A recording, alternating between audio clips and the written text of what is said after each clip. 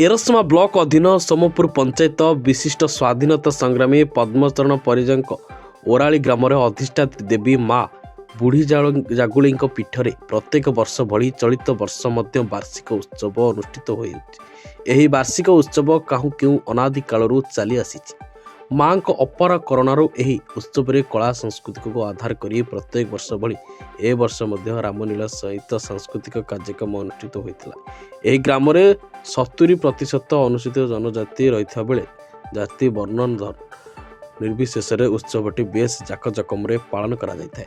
ଏହି ଅବସରରେ ରବିବାର ଦିନ ବାଲିକୁଦା ଏରସମା ନିର୍ବାଚନ ମଣ୍ଡଳୀର ଭାରତୀୟ ଜନତା ପାର୍ଟିର ନେତା ସତ୍ୟସାରଥୀ ମହାନ୍ତି, ନାରୀ ନେତ୍ରୀ ରାଜଶ୍ରୀ ପଟ୍ଟନାୟକ, ବରିଷ୍ଠ କର୍ମୀ କ୍ଷେତ୍ରବନ ସାହୁ, ଦିଲ୍ଲୀପ ରାଉଳ, ଜିଲ୍ଲା ସମ୍ପାଦିକା ପ୍ରଭାତୀ ମଲ୍ଲିକ ଯୋଗଦେବା ସହିତ ଗ୍ରାମରେ ଅନେକ ମାନ୍ୟଗଣ୍ୟ ବରିଷ୍ଠ ବ୍ୟକ୍ତି ଉପସ୍ଥିତ ରହିଥିଲେ।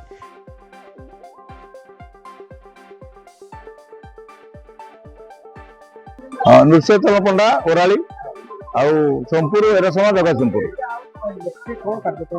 ଆମର ମାଙ୍କର ବାର୍ଷିକ ଉତ୍ସବ ପ୍ରତିବର୍ଷ ପୁଷ ପୂର୍ଣ୍ଣମୀରେ ପାଳନ କରାଯାଏ ଏବଂ ଏଇ ପୁଷ ପୂର୍ଣ୍ଣମୀ ଉପଲକ୍ଷେ ରାମନବମୀ ଆମର ଗୋଟେ ପର୍ବ ରହିଛି। ରାମନବମୀ ଯାତ୍ରା ହବ, ଏ 2 ଦିନ 3 ଦିନ ଏମିତି ହଉଛି। ଏମିତି ମଝିରେ କୋରୋନାରୁ କିଛି ଦିନ ବନ୍ଦ ହେଲା ପରେ ଆମେ 3 ବର୍ଷ ହେଲା ପିଲା ଉଦ୍ୟୋକ୍ତା ପିଲାମାନେ ପୁଣି ଏ ଯାତ୍ରାଟାକୁ ଆରମ୍ଭ କରିଛନ୍ତି। ଆଉ ପ୍ରତିବର୍ଷ କିନ୍ତୁ ଯାତ୍ରା ହୁଏ ଆଉ ମାଙ୍କର ସେବା ପୂଜା ଏବଂ ହୋମ ଏସବୁ ବାବଦରେ କରାଯାଏ ଏବଂ ଗ୍ରାମବାସୀ ମାନେ ସମସ୍ତେ ସହଯୋଗ କରନ୍ତି ଏବଂ ଗ୍ରାମବାସୀଙ୍କ ସହଯୋଗରେ ଏଇଟା କରାଯାଏ। ଆମର ବଟକୃଷ୍ଣ ସ୍ୱାଇଁ ଓରାଳି 16 ନମ୍ବର ୱାର୍ଡ ଆମର 85-70 ବର୍ଷ ହେଇଗଲାଣି। ପରମ୍ପରା ଏମିତି ଆମ ପିଲାଦିନ ଦେଖି ଦେଖି ଆସୁଛୁ। ଏଠି ବିଭିନ୍ନ ପ୍ରକାର ରାମଯାନ ଆଶ୍ରାତ ହୁଏ। ଆମର ଯୋଉ ବୟସ୍କ ଲୋକ ସବୁ ଚାଲିଗଲେଣି କିନ୍ତୁ ଆମେ ପିଲା ଛୁଆ ଯାଇକିରି ସବୁ କରି ଚାଲିଛୁ ସବୁବେଳେ ପାଇଁ। ଆଉ ତାପରେ ଆମର ମାଙ୍କର ଗୋଟେ ଅଛି, ଗୋଟେ ମାଙ୍କର ଗୋଟେ ଆଧ୍ୟାତ୍ମିକ ଶକ୍ତି ରହିଛି। ଆମେ ବହୁତ କେସ ଏଠି ପାରି ହେଇଛି, ବହୁତ ବଡ ବଡ କେସ ଆତ୍ମବିଶ୍ୱାସ ରହିଥିବାରୁ ଆମେ କାମଟା କରି ଚାଲିଛୁ। ନାଇଁ ରାମଲୀଳା କଣ ଗାଁରେ ଗୋଟେ ପାର୍ଟି ଏମାନେ ସବୁ ବହୁତ ହରିଜନ ଶ୍ରେଣୀର ଲୋକ ଥିଲେ ଗାଁରେ, ସେମାନେ ପାର୍ଟି ତାଙ୍କ ପିଲାଦିନରୁ ସେମାନେ ନାଚ କରି ଆସିଥିଲେ। ତେଣୁ ଯେ ସବୁ ବର୍ଷ ପୁଷ ପୂର୍ଣ୍ଣମୀ ବେଳକୁ ମାଙ୍କର ଯୋଉ ଜନ୍ମ ବାର୍ଷିକ ଉତ୍ସବ ପାଳନ କରାଯାଏ, ସେ ନିଶ୍ଚିନ୍ତ 2 ରାତି 3 ନାଚ କରନ୍ତି ସେଇ ଦିନ ରହି ଆସିଛି। ଆଉ ନାଚ ସବୁବେଳେ ପାଇଁ ଦେଖିଲେ ରାମଲୀଳା କଣ, ସେମାନେ ଭଗବାନଙ୍କର ବିଷୟଟା ସବୁବେଳେ ପାଇଁ ରହିଛି, ରାମଙ୍କ ବିଷୟ। ତେଣୁ ଏମାନେ ସେଥିରେ ପୁରା ପରିପୂର୍ଣ୍ଣାଙ୍ଗ ଥିଲେ ଗାଁର ଲୋକମାନେ। ତେଣୁ ତାଙ୍କର ସେଇଗୋଟା ହିସାବରେ ଚାଲିଛି ସବୁବେଳେ ପାଇଁ। ଆଉ ମୋ ନାଁ ସନ୍ତୋଷ କୁମାର ପରିଜା ଲୁଲୁ, ମୁଁ ଆଡଭୋକେଟ ଜଗତସିଂହପୁର, ମୋ ଘର ହେଲା ଓରାଳି। ମା ବୁଢୀ ଜାଗୁଳାଇ, ମା କରୁଣାମୟୀ, ସ୍ନେହମୟୀ, ଦୟାମୟୀ, ଜଗତଜନନୀ ମା ଏହି ଗ୍ରାମରେ ଅଧିଷ୍ଠିତ ଦେବୀ। ତ ପ୍ରତ୍ୟେକ ବର୍ଷ ପରି ଯୁଗ ଯୁଗ ଧରି ମହୋତ୍ସବ ଲାଗି ରହିଛି। ପୌଷ ପୂର୍ଣ୍ଣିମାରେ ମାଙ୍କର ଜନ୍ମ ଉତ୍ସବ, ପୌଷ ପୂର୍ଣ୍ଣିମାରେ ମହାପ୍ରଭୁ ଜଗନ୍ନାଥ ସୁନାବେଶ ହୁଅନ୍ତି, ରାଜା ଅଭିଷେକ ରାଜା ରାଜେଶ୍ୱର ବେଶ ହୁଅନ୍ତି। ଏକ ଗୁରୁତ୍ୱପୂର୍ଣ୍ଣ ଦିନ, ଏଇ ଦିନରେ ମୋ ମାଙ୍କର ଜନ୍ମଦିନ। ଏଇ ଜନ୍ମଦିନକୁ ଆମ ଗ୍ରାମର ବାଳ ବନିତା ଠାରୁ ବୃଦ୍ଧ ପର୍ଯ୍ୟନ୍ତ ସମସ୍ତେ ପାଳନ କରନ୍ତି। କାଲିଠାରୁ 3 ଦିନ ପର୍ଯ୍ୟନ୍ତ ଏହି ଉତ୍ସବ ଲାଗି ରହିବ।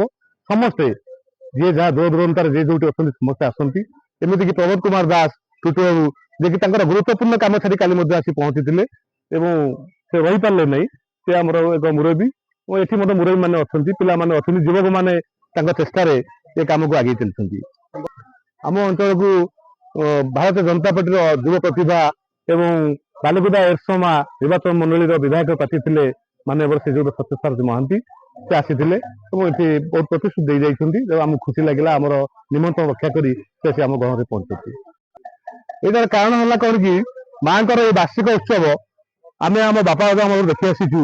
ସେଠି ରାମନବମୀ ହୁଏ, ଆମ ଗାଁ ଲୋକ ଏଇଟା ନିଜେ ଅଭିନୟ କରୁଥିଲେ, ଅନେକ କଳାକାର ଏଠି ଅଛନ୍ତି ଏବଂ ସେଇ ଧାରାଟାକୁ ବଜାୟ ରଖି ଏ ବର୍ଷ ବି କିଛି ଯୁବକ ମାନେ କହୁଥିଲେ ଯେ ଆମେ ଗୋଟେ ଯାତ୍ରା ପାର୍ଟି ଆଣିବୁ, କିନ୍ତୁ ନାଇଁ, ଆମେ କହିଲୁ ନାଇଁ, ଯୋଉଟାକ ମାଙ୍କ ପାଖରେ ମହାପ୍ରଭୁଙ୍କର ଲୀଳା ଖେଳା, ତାଙ୍କର ବାଲ୍ୟଲୀଳା ଅବଶ୍ୟ ରାମନବମୀ ହେଇପାରୁନି, କିନ୍ତୁ ତାଙ୍କର ବନବାସ, ତାଙ୍କ ରାଜ ଅଭିଷେକ, ଆକୁ ସବୁ ନେଇ ଯୋଉ ମହାପ୍ରଭୁଙ୍କ ଚରିତ୍ର ଏବଂ ତାଙ୍କର ବିଷୟରେ ବର୍ଣ୍ଣନା କରାଯାଉଛି, ତାହା ହିଁ ଆମ ମାଙ୍କର ଇଚ୍ଛା ଏବଂ ସେ ଇଚ୍ଛା ପୂରଣ ହଉ ଏବଂ ମାଙ୍କ ନିକଟରେ ସେଇ ମହାପ୍ରଭୁଙ୍କର ତାଙ୍କର ଲୀଳାଖେଳା ବିଷୟରେ ଏଠି ହଉ।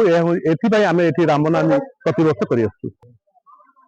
ଏ ଗାଁରେ ଅନେକ ଡାକ୍ତର, ଇଞ୍ଜିନିୟର, କଳାକାର, ଓକିଲ, ଶିକ୍ଷକ, ବଡ ବଡ କଣ୍ଟ୍ରାକ୍ଟର ଏବଂ ବିଭିନ୍ନ ବଡ ବଡ ଚାଷୀ ସୃଷ୍ଟି ହୋଇଛନ୍ତି। କିନ୍ତୁ ଏ ଗାଁର ବିଶେଷତ୍ୱ ହେଲା, ଏ ଗାଁ ହେଉଛି ସ୍ୱାଧୀନତା ସଂଗ୍ରାମୀ ପଦ୍ମଚରଣ ପରିଜାଙ୍କ ଗାଁ।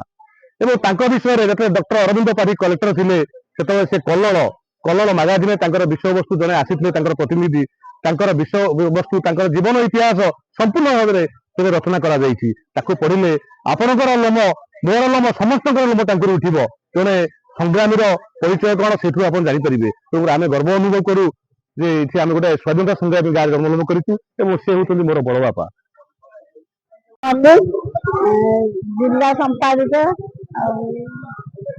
ଆଜି ଆମ ଯୋଉ ଓରାଳି ଗ୍ରାମରେ ମା ବୁଢୀ ଜାଗୁଳେଇଙ୍କର ବାର୍ଷିକ ଉତ୍ସବରେ ଆମର ବିଜେପିର ନେତା ସତ୍ୟସାରଥୀ ମହାନ୍ତି ଯୋଗ ଦେଇଥିବାରୁ ବହୁତ ଖୁସି ଅଛି।